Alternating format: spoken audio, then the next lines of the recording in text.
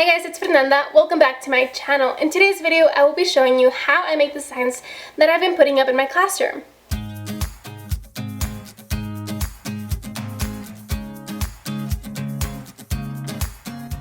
So if you have been watching my vlogs, then you may have seen the signs that I've put up. Ever since I put those vlogs up, I've been getting questions on how I make them, and honestly, it's really easy, and it's a great alternative to buying a Cricut or a Silhouette. It is a way cheaper alternative than buying one of those machines. So if you're interested in how I make these signs, then keep on watching. Okay, so the first thing I do is go to the website PicMonkey.com. Then I click on Design and then on Templates, blank templates.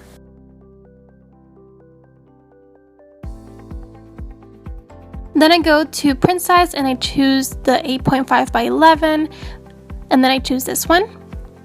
It doesn't really matter which one you choose, but this one is the one that I'm used to picking all the time. Then I click on the little T, which is text, and as you can see, they have a ton of different fonts that you can use. Some of them with the little crowns are the premium ones, so if you buy a membership, which is about $30 a year, then you can use all those fonts as well. But you can also use your own fonts that you have installed in your computer. I like to use this one. This one's KG Blank Space Solid, and I got it from Teachers Pay Teachers. I have the license for it, but you can also get it for free if you're planning on using it for just personal use. So then I just type up what I want my sign to say. So this one is just going to say our day. I plan on putting the sign like above our calendar, so I'm just messing with the fonts at this point. So I just kind of want to see which font looks better. So once I have decided on what font I want to use, I like to drag the text all the way up.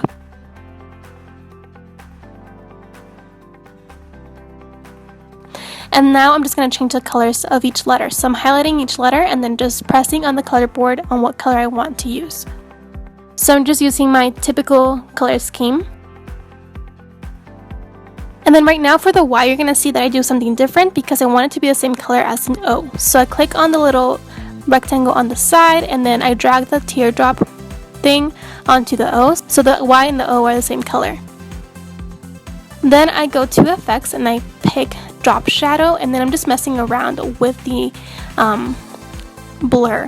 So I always make sure that my intensity is all the way to 100%, and again I just mess around with the horizontal and vertical blur until I think it looks good.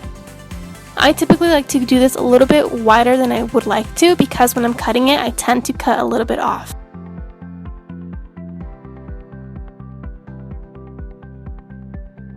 So this is an optional step because you can also do it on the next website, but I like to crop it a little bit. And I am making sure to leave a little bit of space towards the bottom because for the next website, that one has a watermark, and if you crop it a little bit too much, then it's going to be on your letters.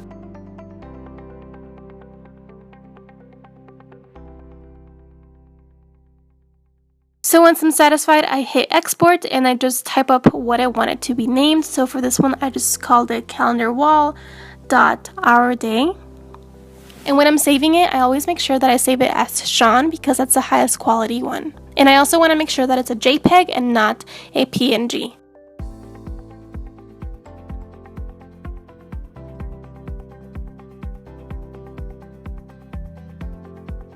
So now time to go to the next website, and the website is blockposters.com. So now I just hit on get started. I scroll down a little bit and I hit upload your image. So I just click on the image that we just saved. Then you scroll down a little bit more and that's what it should look like. So you have options of how wide you want your poster to be. So I typically do 3 pages, but you can do up to 10 pages. However, the bigger pages are the premium membership ones. And you can do up to 5 pages wide for free. And you can also do portrait or landscape.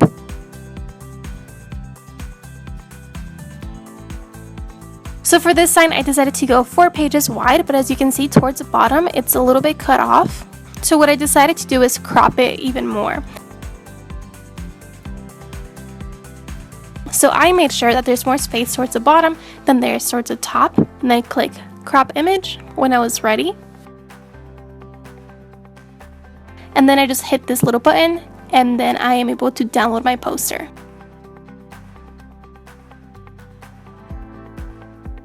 and this is what it looks like.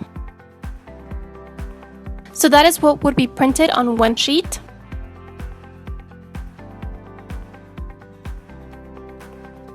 So that is basically how I make the signs. So after I print them out, I laminate them. I'm not showing that right now because I ran out of ink, so I couldn't really print out the sign that I made.